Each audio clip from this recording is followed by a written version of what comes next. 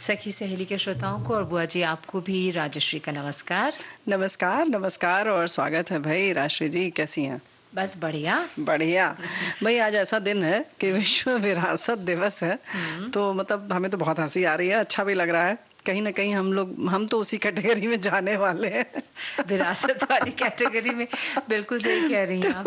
लेकिन विश्व विरासत दिवस के पहले तो सबको बधाई दे दें, ढेर सारी शुभकामनाएं और बधाई। और ऐसा दिवस है कि हम अपनी धरोहर को बचाते हैं, उसके महत्व को समझते हैं, है ना? बिल्कुल। आप अभी तो बहुत जगह घूम कर आई हैं, आपने देखा होगा वहाँ पर जो पर्यटक होते हैं वो कैसी कैसी गलतियां कर बैठते हैं, ना? है ना? तो हम बातचीत तो करेंगे ही और बिल्कुल करेंगे। और उससे पहले बताएंगे कि भाई ये धरोहर दिवस क्या है, क्यों मनाते हैं और कितना महत्व है, और उसके बारे में हमारी जो जिम्मेदारियां हैं उसके बारे में बात करेंगे। और वो दिन याद करो भी है। हाँ, तब तो सोशल मीडिया जब नहीं हुआ करता था और कैसे हमारे दिन होते थे, इसके बारे में हमारे श्रोता बहुत सारी अपनी यादें जो उनसे जुड़ी हुई हैं हमें लिखकर भेज रहे हैं बकायदा। और भाई विश्व विरासत दिवस है तो आज ऐसी जगह चलते हैं ना कि जो धरोहर के नाम पर अभी भी संरक्षित है, और एक संस्था है यूनेस्को जिसने की घोषित किया है कुछ स्थलों को, उसी में है ये ना पर्यटन स्थल। नाम क्या है उसका? नाम है ऐरावतेश्वर जी, है ना? तो आज हम वहीं चलेंगे। बिल्कुल। तो बस एक खूबसूरत सा गीत सुन लेते हैं। शुरुआत। सुनो ना संगमरमर की ये मीनारे, कुछ भी नहीं है आगे तुम्हारे। आज से दिल पे मेरे राज तुम्हारा, ताज तुम्हारा।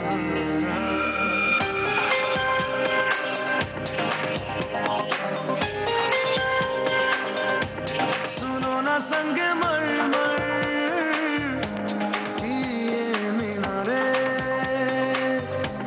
कुछ भी नहीं है आगे तुम्हारे। आज से दिल पे मेरे राज तुम्हारा,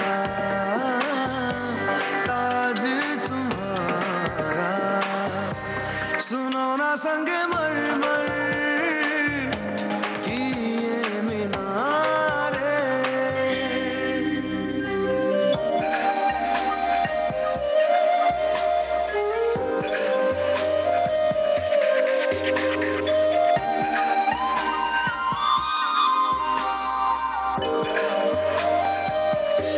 बिन तेरे मध्यम मध्यम भी चल रही थी धड़कन, जब से मिले तुम हमें आंचल से तेरे बंधे दिल उड़ रहा है।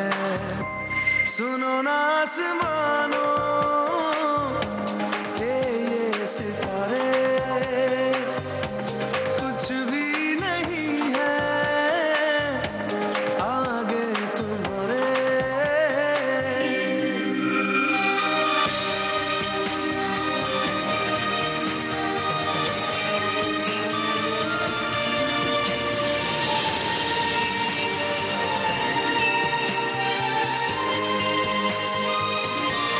ये देखो सपने मेरे नींदों से होके तेरे, रातों से कहते हैं लोग हम तो सवेरे हैं, वो सच हो गए जो। सुनो ना दो जहानों के ये नजारे, कुछ भी नहीं है आगे तुम्हारे। आज से दिल पे मेरे राज तुम्हारा, ताज तुम्हारा। सुनो ना संगमरमर की ये मीनारे।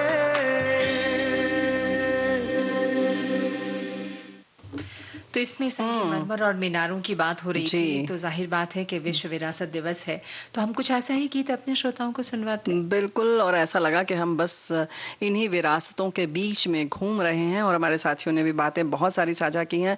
विश्व धरोहर दिवस अथवा विश्व विरासत दिवस, वर्ल्ड हेरिटेज डे, प्रतिवर्ष 18 अप्रैल को दुनिया भर में मनाया जाता है।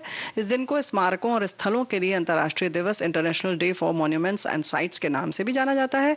इस दिवस को मनाने का मुख्य उद्देश्य ये है कि पूरे विश्व में मानव सभ्यता से जुड़े ऐतिहासिक और सांस्कृतिक स्थलों के महत्व, उनके अस्तित्व के संभावित खतरों व उनके संरक्षण के प्रति जागरूकता लाई जा सके। तो बिल्कुल सही बात है, जो इसका उद्देश्य यही है जी। और हमारे एक और श्रोता ने लिखा है कि इस वर्ष के विश्व विरासत दिवस का विषय है विविधता की खोज करें और उसका अनुभव करें। और ये विषय हमारे इतिहास की समृद्धि को उजागर करता है। ये हमें विभिन्न समुदायों की अनूठी विरासत का पता लगाने और उसकी सराहना करने की भी याद दिलाता है। ऐतिहासिक स्मारक और प्राचीन खंडहर विश्व की विरासत का हिस्सा है।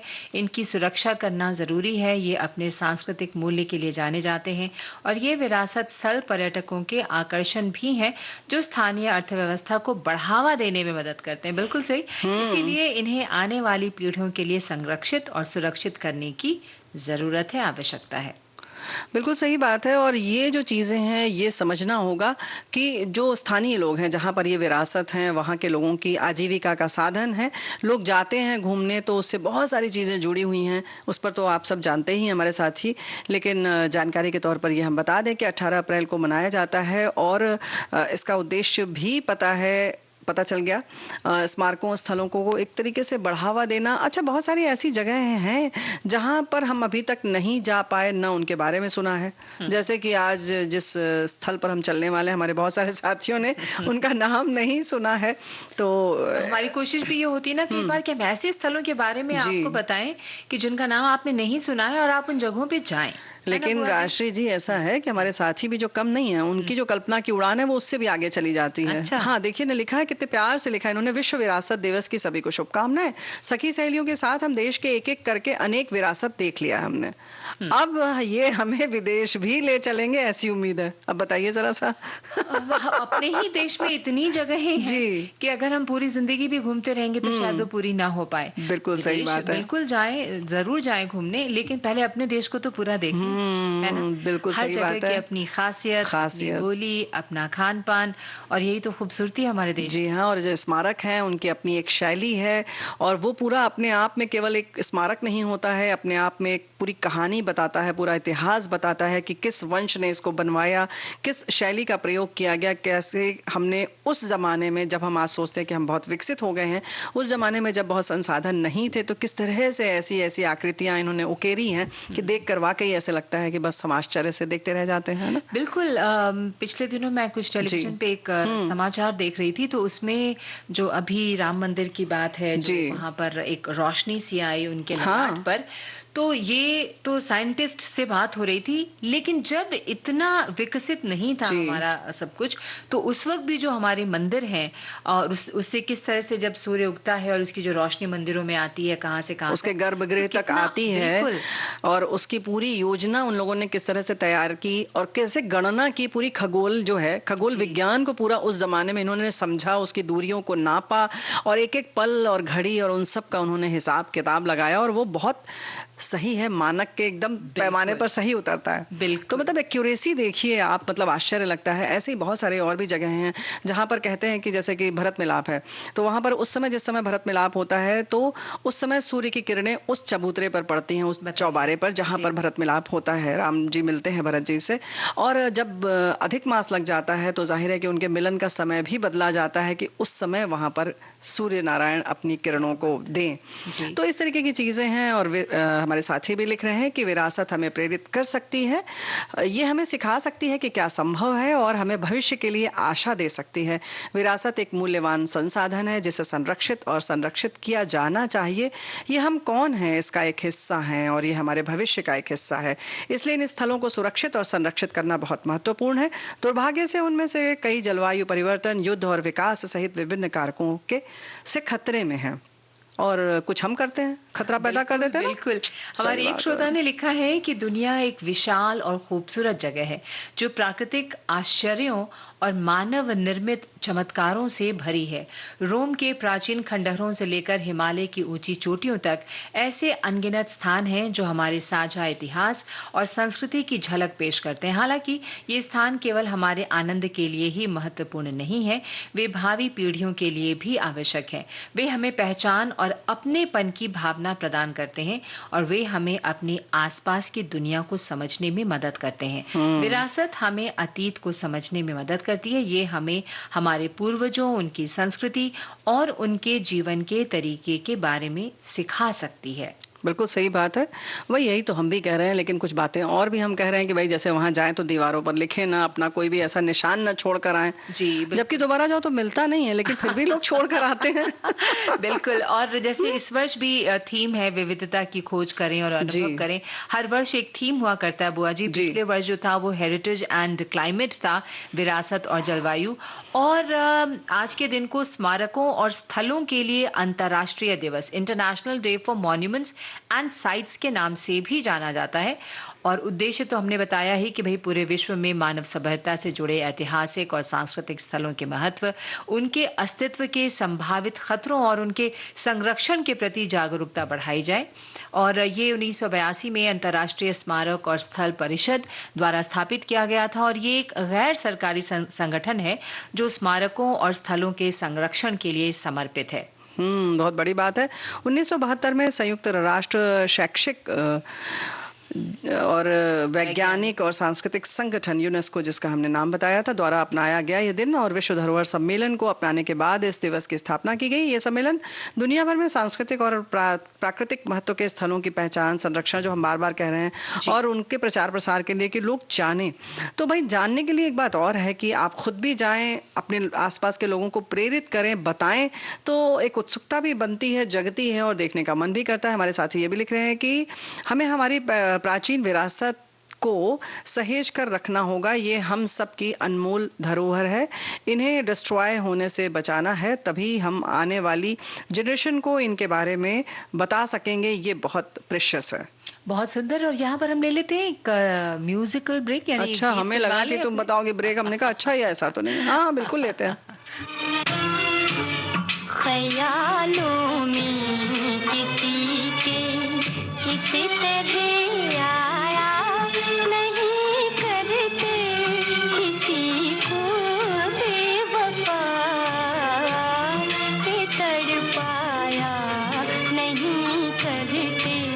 ख्यालों में किसी के किसी तरह आया, नहीं करते किसी को बेवफा, के तड़पाया नहीं करते। दिलों को रोंद कर दिल अपना बहलाया नहीं करते, जो ठुकराए गए हों उनको ठुकराया नहीं करते, दिलों को रोंद कर।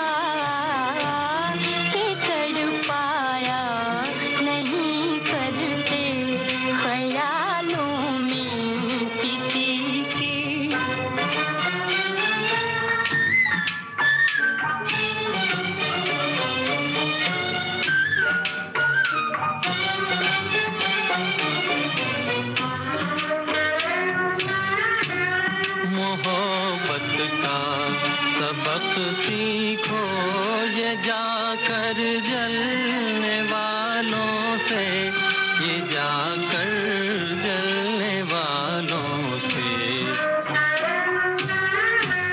मोहब्बत का सबक सीखो ये जाकर जलने वालों से, ये जाकर जलने वालों से। ये दिल की बात भी लब तक कभी लाया नहीं करते, जो ठुकराए गए हों उनको ठुकराया नहीं करते। ख्यालों में किसी के किसी तरह आया नहीं करते, किसी को बेवफा के तड़पाया नहीं करते। ख्यालों में किसी के। इतना मीठा मीठा सा ये गीत बाबरे नैन से, है ना? बिल्कुल सही और भी बात है। कुछ हमारे पास संदेश है ना बुआ जी? क्या है? पढ़ते? बिल्कुल बता दे। और वैसे हमारे साथी लिख रहे हैं कि विश्व विरासत दिवस कुछ नया विषय। पाटण जो गुजरात में है वहाँ रानी की स्टेप वेल है, यानी रानी के वाव बोलते हैं, उसको 100 रुपए के नोट पर स्थान मिला है। और इन्होंने लिखा मैं वहाँ गया हूँ, सही में उत्तम पर्यटन स्थल है। तो ये बात बिल्कुल सही है और ऐसी ऐसी जगह देखनी चाहिए कि किस जमाने में वो करीब कई मंजिल अंदर नीचे जाना पड़ता है, क्योंकि वो वेल है, कुआं जैसा है, पानी के लिए ये सब चीजें होती थी। लेकिन दीवार पर जो आकृतियां उकेरी गई हैं वो मतलब आप देखेंगे तो दांतों तले उंगली दबाना पड़ेगा, आपको आश्चर्य होता है। बिल्कुल। और एक श्रोता ने लिखती जी। हैं कि विश्व धरोहर दिवस हमारी पुरानी सभ्यता, संस्कृति और इतिहास को संजो कर रखना है। हमारे देश में कई ऐसे धरोहर हैं जिनकी पहचान विश्व स्तर पर है और ये धरोहर हमारे गौरवशाली इतिहास से हमें रूबरू कराते हैं। इन्हें सुरक्षित करना बेहद जरूरी है और इस साल की थीम विविधता की खोज है और विश्व धरोहर दिवस की शुभकामनाएं आपने हमें भेजी हैं। तो बहुत बहुत बधाई एक बार फिर हम देते हैं। लेकिन ऐसे ही ना यादों में सब लोग चले गए हैं। हमारे साथी लिख रहे हैं कि बिहार में कई धरोहर हैं जिन्हें विश्व स्तर पर मान्यता मिली है। नालंदा विश्वविद्यालय, महाबोधि मंदिर, बोध गया, पटना, गोलघर, खुदा बख्श खां लाइब्रेरी, कुम्हार, अगम कुआं, सम्राट अशोक की नगरी, एक जगह है, कुम्हार, हाँ जी, और अगम कुआं है, सम्राट अशोक की नगरी पाटलिपुत्र के भग्नावशेष हैं। तो आपको पता है मैंने सब घूमा हुआ है ना? हाँ। हमें पता है, तुम्हें चेहरे से पता चल रहा है। बहुत सुंदर, बिल्कुल बात बिल्कुल सही है। और ऐसे ही जब रानी के वाव की बात आई ना तो हमारा भी चेहरा बिल्कुल चमक गया। तो अभी वैसी जगह चलते हैं जहां हम लोग कोई नहीं गया है, ऐरावतेश्वर। और वाकई बहुत विलक्षण ये जगह है। मतलब जैसा कि हम लोग ने चित्र में देखा, बहुत सारी जानकारियां हासिल की और हमारे साथी भी साझा कर रहे हैं। हमारे साथी लिख रहे हैं कि दक्षिण भारत के तमिलनाडु राज्य में स्थित दारासुरम में राज राजा द्वितीय द्वारा निर्मित ऐरावतेश्वर मंदिर परिसर में दारासुरम में राज राजा द्वितीय द्वारा निर्मित ये मंदिर है। 24 मीटर का विमान और शिव की एक पत्थर की छवि है। मंदिर वास्तुकला, मूर्तिकला, चित्रकला और कांस्य ढलाई में चोल की शानदार उपलब्धियों की गवाही देते हैं। मीटर का विमान और शिव की एक पत्थर की छवि है। और मंदिर वास्तुकला, मूर्तिकला, चित्रकला, ये इन्होंने वही सब लिखा है। और इन्होंने लिखा है कि सोशल मीडिया के माध्यम से ये जानकारी इन्होंने हासिल की है। ऐरावत हाथी को कहा जाता है। हाँ, ऐरावत हाथी मतलब कुछ हाथी से संबंध जरूर बिल्कुल है ना? जी हाँ। और ये जो है वो 11वीं और 12वीं शताब्दी में निर्मित मंदिरों में से एक जगह है जी। और भी बहुत सारे। और हमारे साथी ने यही तो लिखा है कि राज राजा चोल द्वितीय द्वारा निर्मित है। और इन्होंने ये लिखा है कि तंजावुर के बृहदीश्वर मंदिर तथा गांगेय कोंडा चोलापुरम के गांगेय कोंडा चोलीश्वरम मंदिर के साथ यूनेस्को द्वारा वैश्विक धरोहर स्थल बनाया गया। इन मंदिरों को महान जीवन चोल मंदिर के रूप में जाना जाता है। और इन्होंने इसके पीछे की पौराणिक कथा भी छोटी सी लिखकर भेजी है कि भगवान शिव को समर्पित है। शिव को यहाँ ऐरावतेश्वर के रूप में जाना जाता है क्योंकि इस मंदिर में देवताओं के राजा इंद्र के सफेद हाथी ऐरावत द्वारा भगवान शिव की पूजा की गई थी। ऐसा माना जाता है कि ऐरावत ऋषि दुर्वासा के श्राप के कारण अपना रंग बदल जाने से बहुत दुखी था। उसने इस मंदिर के पवित्र जल में स्नान करके अपना रंग पुनः प्राप्त किया। मंदिर के भीतरी कक्ष में बनी एक छवि जिसमें ऐरावत पर इंद्र बैठे हैं के कारण इस धारणा को माना जाता है। इस घटना से ही मंदिर और यहाँ आसीन इष्ट देव का नाम पड़ा। कहा जाता है कि मृत्यु के राजा यम ने भी यहाँ शिव की पूजा की थी। परंपरा के अनुसार यम, जो किसी ऋषि के शाप के कारण पूरे शरीर की जलन से पीड़ित थे, ऐरावतेश्वर भगवान द्वारा ठीक कर दिए गए। यम ने पवित्र तालाब में स्नान किया और अपनी जलन से छुटकारा पाया। तब से उस तालाब को यम तीर्थम के नाम से जाना जाता है। बहुत विस्तृत जानकारी इन्होंने दे दी। और अब कुछ ऊंचे ऊंचे जो स्तंभ हैं यहाँ पर, उनकी बात कर ली जाए। मंदिर के स्तंभ जो हैं वो 80 फीट ऊंचे हैं और सामने के मंडपम का दक्षिणी भाग जो है वो पत्थर के बड़े पहियों वाले विशाल रथ के रूप में है, जिसे घोड़े खींच रहे हैं। और आंगन के पूर्व में नक्काशीदार इमारतों का समूह है। ऐरावतेश्वर मंदिर को द्रविड़ वास्तुकला के आधार पर बनाया गया है और इस मंदिर को वर्ष 2004 में विश्व धरोहर स्थलों की सूची में शामिल किया गया था। और यही कारण है कि हमने आज विश्व विरासत दिवस पर आपको एक ऐसी जगह ले जाना चाहते थे जो विश्व धरोहरों की सूची में है। और अंदर की जो मूर्तियां हैं उनकी अगर हम बात करें तो पत्थरों पर, बाकी जानकारी हमारे साथियों ने अपने संदेश के माध्यम से दी है, वो आपको मिल गई है। और पत्थरों पर की गई नक्काशी यहाँ उस सदी की निर्माण कला और कौशल का जीवंत उदाहरण है। मंदिर के आंगन के दक्षिण पश्चिमी कोने में 4 तीर्थ वाला एक मंडपम है, जिसमें एक पर यम की छवि बनी है। यही वो सीढ़ियां हैं जिन पर पैर से हल्की सी भी ठोकर लगने से संगीत के सुरों की ध्वनियां निकलती हैं। है ना आश्चर्यजनक बात? बिल्कुल। वाह। तो अभी गीत सुन ले। हाँ। कोई शिकवा भी नहीं, कोई शिकायत भी नहीं, और तू भी हमसे वो पहले से मोहब्बत भी नहीं। कोई शिकवा भी नहीं, कोई शिकायत भी नहीं,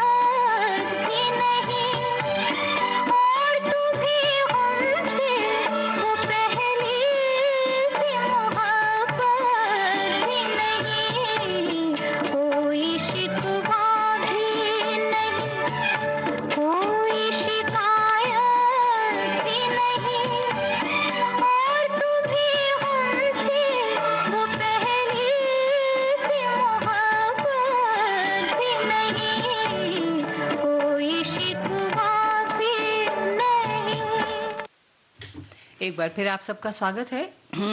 हम लोग हाजिर हो गए और हम घूम रहे हैं कहाँ? ऐरावतेश्वर। रावतेश्वर मंदिर में। जी हाँ, और जितनी भी तरह से आप इसको देखेंगे बिल्कुल आश्चर्यचकित रह जाएंगे। और विभिन्न शिलालेख हैं इसमें, और इन लेखों में से एक में कुलोतुंगा चोल द्वितीय द्वारा मंदिरों का नवीनीकरण कराने जाने का भी पता चलता है। बरामदे की उत्तरी दीवार पर शिलालेखों के 108 खंड हैं। इनमें से प्रत्येक में शिवाचार्य यानी शिव को मानने वाले संत के नाम, वर्णन और उनकी छवियां बनी हैं जो उनके जीवन की मुख्य घटनाओं को दर्शाती हैं। और गोपुरा के पास एक अन्य शिलालेख से पता चलता है कि एक आकृति कल्याणी से लाई गई थी, जिसे बाद में राजाधिराज चोल प्रथम द्वारा कल्याणपुरा नाम दिया गया, और पश्चिमी चालुक्य राजा सोमेश्वर प्रथम से उनकी हार के बाद उनके पुत्र विक्रमादित्य षष्ठम और सोमेश्वर द्वितीय ने चालुक्यों की राजधानी पर कब्जा कर लिया। तो ये शिलालेख जो होते हैं वो भी बहुत सारी चीजें बताते हैं। जी बिल्कुल बिल्कुल। और हमें ये भी बताना है कि भाई शिव के मंदिर तो हमारे देश में बहुत सभी राज्य में बहुत जगह हैं, और कहते हैं कि यहाँ की जो सीढ़ियाँ हैं उसमें संगीत की, ये तो हम लोगों ने बताया ना, हल्का सा भी रखिए तो कितने आश्चर्य की बात है। बिल्कुल। और यहाँ पर शानदार नक्काशी देखने को मिल जाएगी। माना जाता है कि द्रविड़ शैली में बनाया गया ये मंदिर जो है, आपको रथ की संरचना भी दिख जाएगी। वैदिक और पौराणिक देवता जैसे इंद्र, अग्नि, वरुण, वायु, ब्रह्मा, सूर्य, विष्णु, सप्तमत्रिक, दुर्गा, सरस्वती, लक्ष्मी, गंगा, यमुना जैसे भगवान भी इसमें शामिल हैं। समय के साथ मंदिर के कई हिस्से टूटे हुए दिखाई देते हैं, बाकी कुछ हिस्से जो है आज भी। छोटा सा ब्रेक ले लेते हैं, बाकी बात आप अभी बताइएगा। भंवर करे पुकार।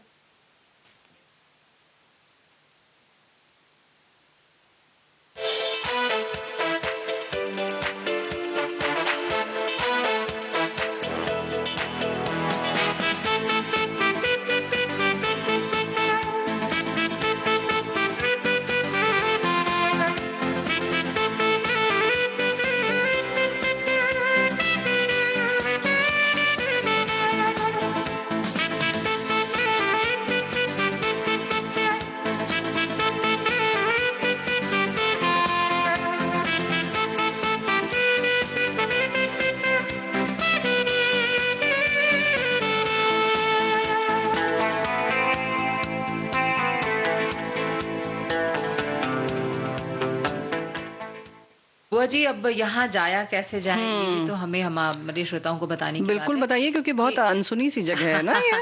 कुंभकोणम मंदिर शहर के बाहरी इलाके से लगभग जो है वो 5 किलोमीटर की दूरी पर है। और कुंभकोणम के पास का जो हवाई अड्डा शहर से लगभग 70 किलोमीटर की दूरी पर त्रिची अंतर्राष्ट्रीय हवाई अड्डा है। और इसका अपना रेलवे स्टेशन है जो रेल के माध्यम से त्रिची, मदुरई, चेन्नई आदि शहरों से अच्छी तरह से जुड़ा हुआ है। और इस शहर के लिए बस सेवाएं उपलब्ध हैं, जबकि कैब और ऑटो का उपयोग शहर के अंदर जाने के लिए तो किया ही जा सकता है। तो अच्छा, एक बात है कि दक्षिण में अगर हम जाएं तो बस की जो सेवा है वो बहुत अच्छे से उपलब्ध है। आराम से आप रात भर यात्रा कर सकते हैं, बहुत ही आरामदायक होती हैं। तो जाइए और देखिए यहाँ का जो वास्तुकला है, द्रविड़ वास्तुकला का आनंद लीजिए और बताइए कि कैसा लगा। लेकिन जो हम लोग बार बार कह रहे हैं कि अपनी कोई भी वहाँ पे निशानी मत छोड़ कर आइएगा, कृपया उस पे कुछ लिखिए मत, अपना नाम नहीं लिखिए, टेलीफोन नंबर नहीं छोड़िए, क्योंकि आप भी वहाँ दोबारा नहीं जाने वाले। और अनजाने लोगों से तो वैसे भी संपर्क नहीं बनाया जाता है। और बिल्कुल, और कहते हैं ना कि जो कई बार लोग पान वगैरह खाते हैं, और उसकी तो बात ही मत करिए, पोस्टर न लगाए। हाँ, अच्छा, लोग ये भी लिखते हैं कि अक्सर जब कर देते हैं तो कहते हैं कहीं लिखा तो नहीं है। अरे हमारे पास भी तो कुछ सेंस है, हमारे दिमाग में कुछ लिखा है कि नहीं लिखा है। अच्छा, नहीं लिखा है तो हम बता दे रहे हैं, अब आप सुन लीजिए, उसको ध्यान में रखिए। और क्या है कि नहीं, हमने ये भी काम अपना जो है वो बड़ी क्या करें, अब कोशिश करते हैं हम लोग कि भाई ये तो देखो मोहल्ले में वर्ड फेमस है ना कि हम लोग इस बात कि जो है हमारे साथी वैसे बहुत सा जगह रहते हैं जो नियमित रूप से कार्यक्रम सुनते हैं, लेकिन फिर भी हम लोग खुद भी इस बात ताकीद देते रहते हैं कि भाई याद रखिए, ऐसी जगहों पर जाएं तो अगर थोड़ी गंदगी दिखे तो क्या है, हम बड़ा नागभाव बहुत सिकोड़ते हैं, लेकिन ये सोचिए कि गंदगी की किसने है, हमारे ही जैसे किसी ने आके ये की है, अपनी निशान छोड़ के गए हैं, है ना। तो बहुत सारे कागज के टुकड़े, प्लास्टिक के टुकड़े, ये सब न छोड़ें, और जो धरोहर जैसी है उसको वैसे ही धरोहर माने, उसका सम्मान करें। बिल्कुल बुआ जी, जैसे कहते हैं आप अपने घर का बहुत ख्याल रखते हैं, साफ सफाई रखते हैं, तो ये भी आपकी संपत्ति है। उसको उस जी। तरह से अगर आप सोचेंगे तो बिल्कुल वहां पे किसी तरह की चीज वैसी नहीं करेंगे नहीं जिससे करेंगे। उसको हाँ हानि पहुंचे। और लेकिन फिलहाल हम अब क्या करेंगे, हम चलेंगे बचपन में कहीं उस समय में जब ये हाथ में ये मोटा मोटा मोबाइल नहीं था, बिल्कुल। और और सब लोग लिख रहे हैं जीवन कि ये कितना कैसे मोटा हो गया, पता है? सही बात है। चलिए, ये मोटा कैसे हुआ इससे पहले ये बात करें कि सोशल मीडिया के बहुत सारे फायदे भी हमारे लिख रहे हैं कि आधे समय तक हमने ही विविध भारती को पत्र लिखा, पर कभी मेरा पत्र उसमें सम्मिलित नहीं हुआ। इस सोशल ओहो। मीडिया माध्यम से हम विविध भारती के उद्घोषकों से, जिनसे मिलने की बेहद लालसा रहती थी, उन्हें देखने की उत्कंठा रहती थी, चैटिंग के माध्यम से हम आपस से जुड़ गए। बहुत बहुत धन्यवाद, आभार विविध भारती और दूरसंचार विभाग का। तो भाई ये बात तो है, लेकिन उसके पहले हम लोग क्या करते थे उस दुनिया में भी चलेंगे, है ना? बिल्कुल। और एक श्रोता लिखती हैं कि वैसे जब सोशल मीडिया नहीं था तब भी उस समय रेडियो सुनते हुए हम बहुत आराम से समय हमारा निकल जाता था। हर काम को पूरी तल्लीनता के साथ हम रेडियो सुनते हुए किया करते थे, चाहे घर के काम हो या पढ़ना लिखना। छुट्टियों में मायके जाने पर बहनों के साथ देर रात तक ताश खेलते थे। ये हुई ना बात। अब सब सोशल मीडिया पर व्यस्त हैं, आधा ध्यान तो कमेंट करने में रहता है, और जहां मोबाइल कभी जरूरी होने पर ही उठाते थे, अब सोशल मीडिया से जुड़ने के कारण मोबाइल आसपास ही रहता है। हाँ, ये बात तो है। कितनी हमारे सुंदर बात लिखी ना कि बहनें हम सब ताश खेला हाँ, करते थे। कितना मजा आता था। हमारे साथी ये भी बता रही हैं कि ये बता रहे हैं कि सोशल मीडिया के बिना याद कीजिए वो दौर, हमारा बचपन, जब हम स्कूल से आते थे, बस्ता घर पर पटक कर बैट और बॉल हाथ में थाम कर मोहल्ले के मैदान की ओर भागते थे। माँ चिल्लाती थी, बेटा खाना खा लो। हम जवाब देते थे, आकर खाऊंगा माँ। तब हम घंटों क्रिकेट, फुटबॉल जैसा मैदान में खेलने वाला खेलते थे। लेकिन अब दौर बदल गया है। आज बच्चा स्कूल से आता है तो बिना यूनिफॉर्म खोले हाथ में मोबाइल उठाता है और घंटों उसी में सिर गड़ाए उलझा रहता है कि हाँ, ये लिख रहे हैं, किताबें पढ़ते और खेलते ही सारा बचपन गुजर गया, पता नहीं चला। तो भाई बिल्कुल सही बात है, हम लोगों का बचपन कुछ ऐसा ही था। नहीं कुछ होता था तो हमारे पास कुछ संसाधन तो भी बहुत सारी चीजें होती थी। अंताक्षरी खेल लेते थे हम लोग, और बहुत सारी कविताएं याद कर लेते थे, इसके माध्यम से उसको दोहरा लेते थे। और गर्मी की जब छुट्टियां होती थी तो हाँ। जब सारे इकट्ठा होते थे, जी। सारे कजिन्स वगैरह सब चचेरे ममेरे फुफेरे जब जुड़ते थे तो फिर दिन के वक्त भी वो लुका छिपी खेलना जी। चुपचाप, या घर में अगर बाहर नहीं जाने दिया जा रहा है तो घर के अलग अलग कमरों में लोग छुप जाया करते थे। बहुत मजा आता था। और दरवाजे के पीछे कुछ लोग तो चटाई वटाई ओढ़ लेते थे, गोला बना लेते थे उसी का, उसका मजा अलग था। हम उस पर बात बिल्कुल, और करेंगे। फिर बिल्कुल। गीत पहले सुनाएंगी क्या? सुन लेते हैं। एक हमारी श्रोता लिखती हैं, बहुत हाँ। छोटा सा संदेश है उनका, कि जब सोशल मीडिया नहीं था तब हम लोग हर जगह की मैगजीन पढ़ते थे, पर अब वो हाँ। जगह सोशल मीडिया ने ले ली और मैगजीन पढ़ना तो बिल्कुल ही बंद हो गया।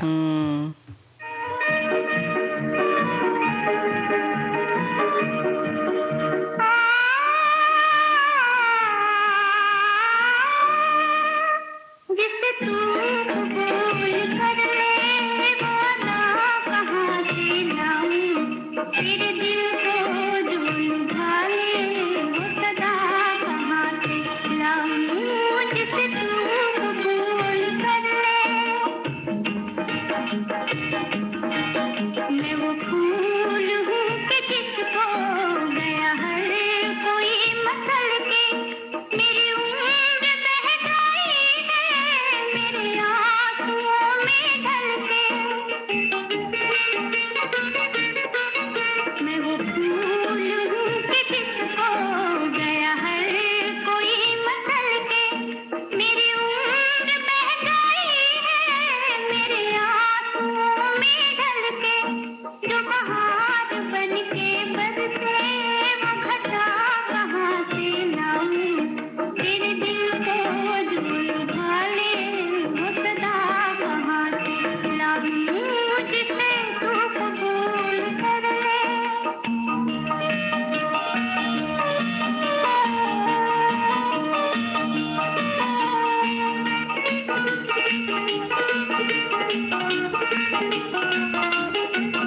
मुझे और की तमन्ना, मुझे तेरी आरज़ू है, तेरे दिल में गम ही गम है, मेरे दिल में तू ही तू है। मुझे और की तमन्ना, मुझे तेरी आरज़ू है, तेरे दिल में गम ही गम है, मेरे दिल में तू ही तू है। जो दिलों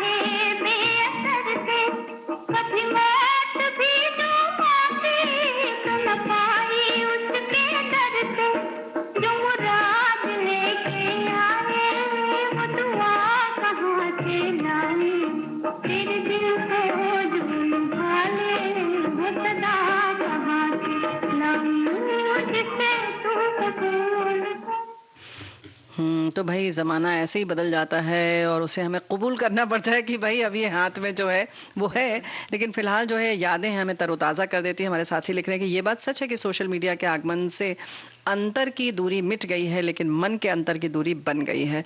दूर रहकर अंतर मन की जो नज़दीकियां थी वो मिटा दी है। लिखे खत के जवाब के इंतज़ार का अहोभाव मिटा दिया है। वो खत लिखना, 5-7 दिनों के बाद जवाबी खत के इंतज़ार में पोस्टमैन को देख दिल में खुशी की लहर आ जाना एक सपना सा लग रहा है। बिल्कुल बिल्कुल बुआ जी, बिल्कुल सपना ही है अब ये। एक हमारी श्रोता लिखती हैं, कुछ लंबा ही मैसेज है इनका, कि जब सोशल मीडिया नहीं था, किसी से बात करने के लिए ट्रंक कॉल बुक करना पड़ता था। वो भी कब बात होगी, कुछ नियत समय नहीं रहता था। लाइन मिलने ज्यादातर पर रात में ही बात होती थी, क्योंकि उस समय पैसे कुछ कम लगते थे। कोई घर से दूर बाहर गया है तो उसी दिन से उसकी कुशल क्षेम के लिए चिट्ठियों के आने का इंतजार होता था। और गलती से कभी किसी की का खुशखबरी टेलीग्राम भी आया तो लोग मायूस हो जाते थे कि टेलीग्राम क्यों आया। इतने एसटीडी बूथ नहीं हुआ करते थे, ना कोई विशेष सुविधा रहती थी। छोटी जगह में तो पोस्ट ऑफिस में जाकर दूर दराज के लोगों से फोन पर बात करना होता था। छुट्टियों में कुछ दोस्तों से लोकल रहते हुए भी पत्र के माध्यम से ही बातचीत होती थी। मोबाइल के आने से कुछ राहत हुई, पर उनके भी डर इतने महंगे थे कि किसी के फोन आने पर भी कॉल रिसीव करने के पहले सोचना पड़ता था। रिसीव करने के भी पैसे लगते थे। पर भला हो इस डिजिटल दुनिया का, कुछ पुरानी चीज, खत, ग्रीटिंग कार्ड्स छूटी तो कुछ सुविधा देते हुए अच्छे मिले।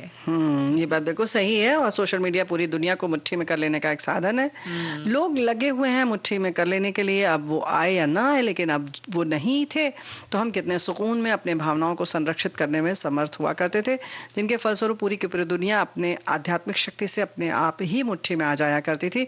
फिर हम कितने धैर्यवान, साहसी ही नहीं अपितु निडर भी हुआ करते थे। आज ठीक इसके विपरीत, अपने लक्ष्यों को प्राप्त करने हेतु कितने व्यग्र, उग्र और बेचैन हैं। हाँ, पूरी दुनिया मिट्टी में आने से रही, ऊपर से बेचैनो सुकून ही हर का लुटा हुआ है। हाँ, तभी से हम एआई और फेक से सरकार ही नहीं अपितु हर शख्स परेशान है। कुछ क्षणिक सुकून के चलते अपने शांति और आनंद से ही दूर हैं। सच में। लेकिन एक बहुत प्यारी सी याद हमारे साथ शेयर की है हमारे एक श्रोता। लिखती हैं कि ये बात शायद 50 साल पुरानी होगी। हम सब भाई बहन मिलकर और मौसी के बच्चे भी जा रहे थे किसी रिश्तेदार के यहाँ मिलने। तो हम लोग बस से उतर के खेत में जाने लगे। वहां पर नदी थी, बहुत छोटी सी। पानी साफ सुथरा था, पत्थर दिख रहे थे और कूदते हुए हम जा रहे थे। कोई यहाँ कूद रहा था, कोई वहां कूद रहा था। हम भी अचानक एक पत्थर पर कूदे, पर सामने भी एक पत्थर था, उसके ऊपर हमें कूदना था। पर जैसे ही हमें पहले पत्थर पर कूदे तो एकदम अंदर को झुके तो हमें कुआं नजर आया। तो पूरी तरह से डरकर और हमने उल्टे हाथ को ही 3-4 बार घूमकर हम पीछे की तरफ गिर पड़े। कुएं में नहीं गिरे और बच गए। कुआं में गिरने से बहुत बुरी तरह डर गए थे हम सब, और हम कुएं के पास जाने से बहुत डरते हैं। ये बात बिल्कुल सही है। ये चीज ही ऐसी हो गई कि आप जब ऐसे खतरे के सामने से गुजरते हैं तो एक दहशत से पूरी जिंदगी मन में हो जाती है। सोशल मीडिया की बात पर हमारे साथी लिख रहे हैं कि बिना सोशल मीडिया वाला जमाना बहुत ही प्यारा, खूबसूरत था। बिना किसी बाहरी दुनिया के बस अपने आप में ही खोए रहते थे। कीपैड मोबाइल तक सही था, फिर स्मार्टफोन तक आते आते उलझन बढ़ गई। बिल्कुल, और सही बात है। चीजें, ये मोबाइल हट्टा कट्टा नहीं, ये मोबाइल यूं ही हट्टा कट्टा नहीं, बहुत कुछ खाया पिया है इसने। मसलन ओ गॉड, सही बात है, ये हाथ की घड़ी खा गई, ये टॉर्च लाइट खा गई, ये चिट्ठियां खा गया, ये किताब खा गया, ये रेडियो खा गया, टेप रिकॉर्डर, कैमरा, कैलकुलेटर, पड़ोस की दोस्ती, मेल मिलाप, हमारा वक्त, हमारा सुकून, पैसा, रिश्ते, याददाश्त, तंदुरुस्ती, कमबख्त, इतना कुछ खाकर भी स्मार्ट बना। क्या बात है। तो ये खाने की स्मार्टनेस है ना। बना बदलती दुनिया के कैसा असर होने लगा, आदमी पागल और फोन स्मार्ट होने लगा। क्या बात है ना।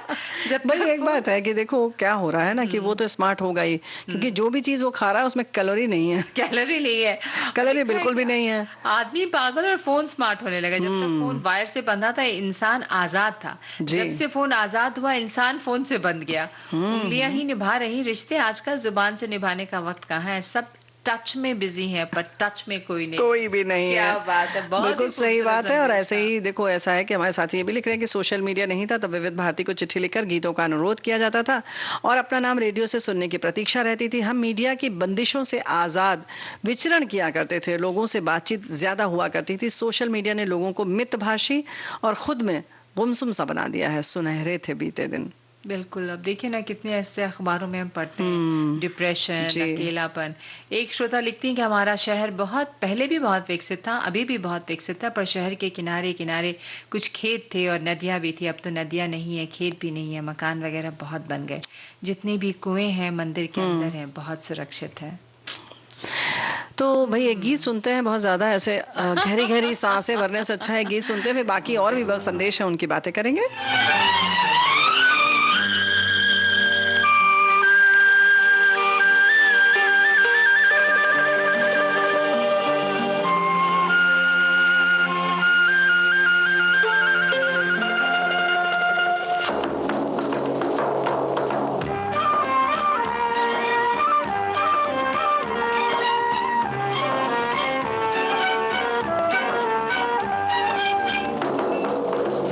लगी तुमसे लगन साथी छूटे ना, आए छूटे ना कभी छूटे ना, नाता जन्म जन्म का टूटे ना।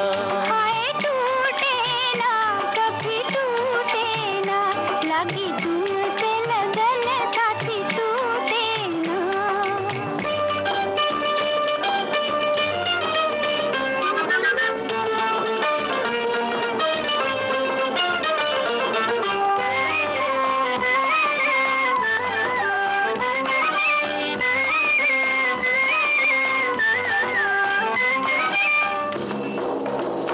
चाहे किस्मत हमको ठुकराए, चाहे दुनिया दुश्मन बन जाए, चाहे किस्मत हमको ठुकराए, चाहे दुनिया दुश्मन बन जाए, चाहे सब रूठे तू रूठे ना, लगी तुमसे लगन साथी छूटे ना। आए छूटे ना कभी छूटे ना, नाता जन्म जन्म का टूटे ना। हाय टूटे ना कभी टूटे ना, लगी तुमसे लगन साथी छूटे ना।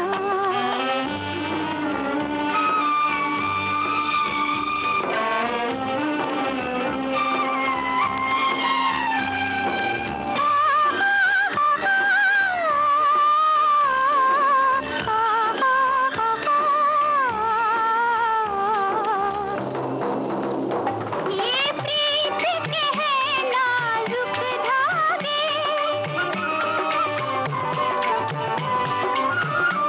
दुनिया की नजर कहीं ना लागे, ये प्रीत के हैं नाजुक धागे, दुनिया की नजर कहीं ना लागे, कोई प्यार हमारा लूटे ना, लगी तुमसे लगन साथी छूटे ना। आए छूटे ना कभी छूटे ना, नाता जन्म जन्म का टूटे ना। आए छूटे ना कभी छूटे ना, लगी तुमसे लगन साथी छूटे ना। ये सोशल मीडिया के लिए कहा जा रहा है।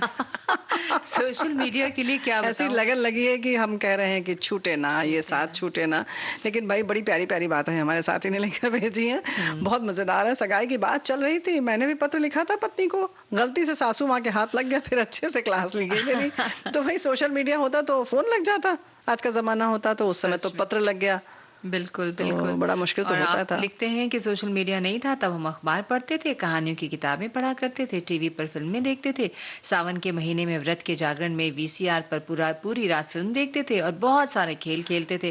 कैसा भी था वो ज़माना बहुत अच्छा था। अच्छा हाँ, वो वीसीआर वाला तो दिन बड़ा मज़ेदार था वैसे। है ना? फिर जा के जी। आप चेंज करके लाएँ, कैसेट्स जी, लाएँ। और एक बार में वो थोड़ा लाइब्रेरी कम होती दाम थी में पूरी। लाइब्रेरी होती थी और कम दाम में 3 मिलता था, तो 3 पिक्चर एक साथ देखी जाती थी।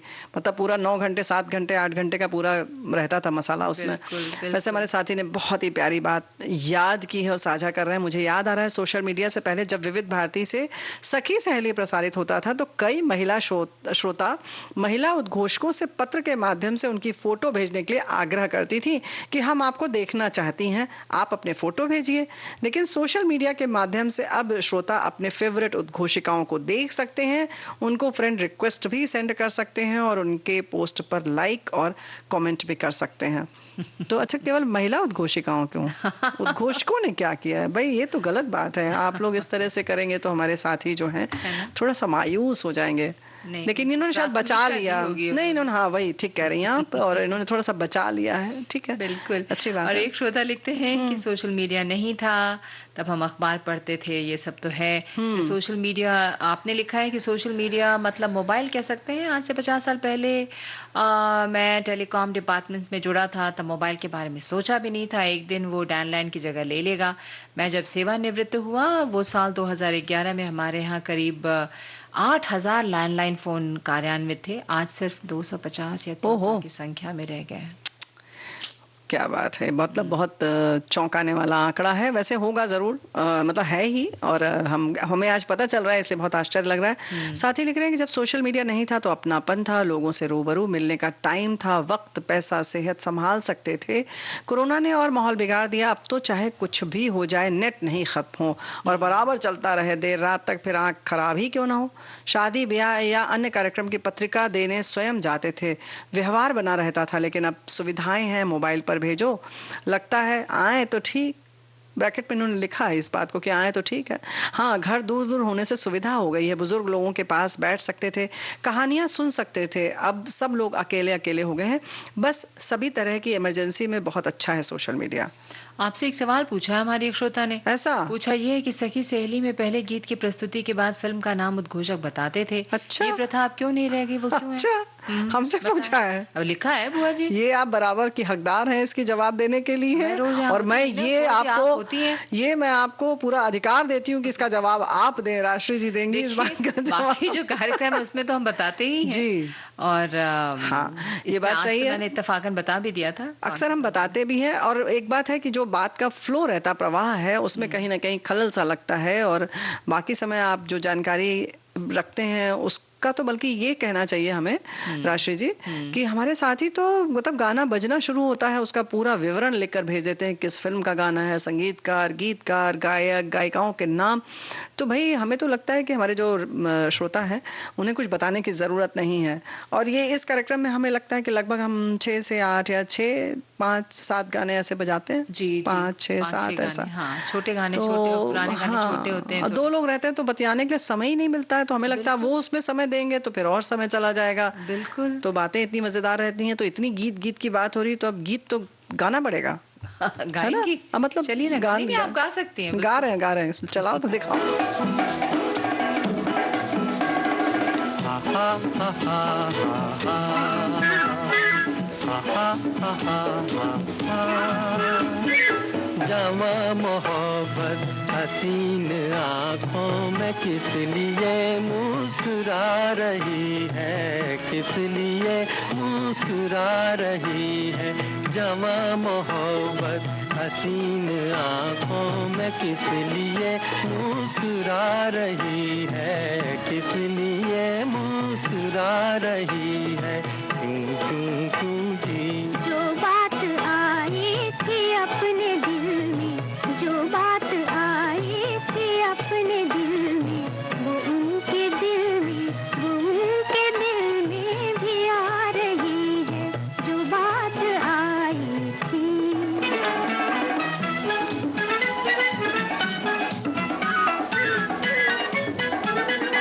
ये भीगी भीगी हसीन रातें, ये भीगी भीगी हसीन रातें, ये प्यारी प्यारी तिहारी बातें, तिहारी बातें। बहार आई, बहार आकर कोई नया गुल खिला रही है, कोई नया गुल खिला रही है, बहार आई है।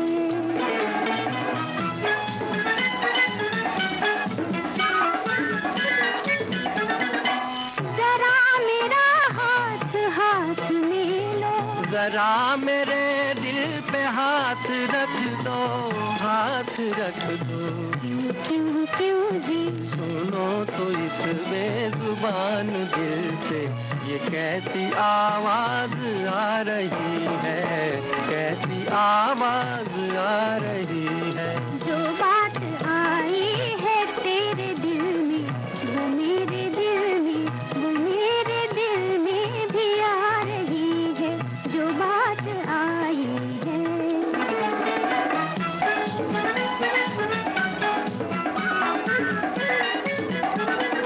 करीब आओ गले लगा लूं, यहाँ छुपा लूं, यहाँ बसा लूं, यहाँ बिठा लूं। क्यों क्यों क्यों जी, मुझे बहुत प्यार आ रहा है, मगर मुझे लाज आ रही है, मगर मुझे लाज आ रही है। जो बात आई थी अपने दिल में, वो उनके दिल में, वो उनके दिल में भी आ रही है, जो बात आई। तो भाई बातें चल रही हैं कि सोशल मीडिया नहीं था तब क्या था। तब हम अपनी प्रिय विविध भारती को सिर्फ सुन सकते थे। आज सोशल मीडिया के कारण विविध भारती को 24 घंटे कहीं भी कभी भी सुन सकते हैं और आप सभी को देख भी सकते हैं। आपने दिल की बात चंद सेकंड अपने दिल की बात चंद सेकंड में आप तक पहुंचा भी देते हैं। बाकी सोशल मीडिया के पहले और बाद की जीवन शैली में क्या क्या परिवर्तन हुए, उनसे क्या क्या लाभ हानियां हो रही हैं, इन सब बातों से हम सभी परिचित हैं। ये बात बिल्कुल सही है। एक श्रोता थोड़े से नाराज और दुखी क्या लिखते हुआ? हैं कि विविध भारती पर मेरे बहुत सारे पत्र शामिल होते थे, लेकिन मोबाइल पर, फेसबुक पर विविध भारती में मेरा अब एक भी मैसेज शामिल नहीं होता। कितना बदल गया जमाना, कितना बदल गया इंसान। आप क्यों ना? करती हैं ऐसा? कहा तो शामिल करवाया तो हम ही ने तो कहा था, तभी तुमने शामिल किया, हमारे इशारे पे शामिल किया। हाँ, ये बात तो है। कितना बदल गई है। पहले बात सुनती नहीं थी, आज सुन लिया मैं तो आपने। नहीं हूँ बुआ जी। तो आपने सुन लिया ये बात, आज शामिल कर लिया। जैसे ही हमने इशारा किया इन्होंने बात मान ली। क्या करना है, क्या इस वक्त? बात है ना? भाई देखो, ऐसा है कि ये तो समय की बात होती है, कहाँ चला जाता है। अक्सर आज भी जैसे विषय की बात हो रही है, आप भी देख रहे हैं, 100, 150, 200, 250 तक संदेश जाते हैं। कभी वो विषय में नीचे चला जाता है, कभी वो विषय में ऊपर आता है। हम भी तलाश करते रहते हैं। अब ये सोशल मीडिया जो है, इस वक्त सच बात है कि मोबाइल हमारे भी हाथ में रहता है। तो एक बात और बड़ी मजेदार हमारे साथी लिख रहे हैं कि सोशल मीडिया नहीं था तब माँ चांद दिखाकर बच्चे को खाना खिलाती थी, आज फोन दिखाकर खिलाती है। माध्यम बदल गया पर माँ का प्यार तो वही है। एक और है, डॉक्टर ने कहा भाई कब सोने जाते हो? भाई ने कहा जब फोन में बैटरी 5% रह जाए। बिल्कुल, अब हमारे भी जाने का वक्त जी। हो रहा है। तो हम अपने श्रोताओं से यही कहेंगे कि सोशल मीडिया पे रहें, थोड़ा कम रहें, थोड़ा वक्त जी। आसपास खुद स्वयं जिसे कहते हैं वर्चुअल नहीं रहें, जी, सजीव रहें, सजीव रहें, अपने जीवंत साथ रहें, प्रकृति के साथ रहें। बिल्कुल। और हमारे साथ भी बने रहें सोमवार से शुक्रवार तक 3 बजे सखी सहेली के माध्यम से। भारती के साथ हमेशा बने रहें 24 घंटे। ठीक है, तो अब हम अपने श्रोताओं से लेते हैं इजाजत। नमस्कार। नमस्कार।